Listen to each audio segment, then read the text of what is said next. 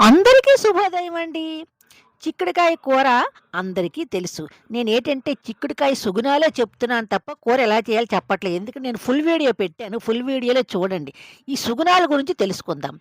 చాలామంది వంకాయ కూర తినకూడదు, బంగాళదుంపలు తినకూడదు, దుంపలు తినకూడదు, అవి తినకూడదు, ఇవి తినకూడదు అని అంటూనే ఉంటారు. కానీ ఈ చిక్కుడుకాయకి మాత్రం అటువంటి చెడ్డ పేరు లేదండి. ఎందుకంటే చిక్కుడుకాయ పోషకాల గని. ఎన్ని పోషకాలున్నాయంటే దీనిలో ఉన్న సుగుణాలు ఏ కూరలోనూ ఉండవండి. ఇది సీజనల్‌గా దొరుకుతుంది. అంటే ఈ డిసెంబరు, జనవరి, ఫిబ్రవరి కొంచెం దొరకొచ్చు.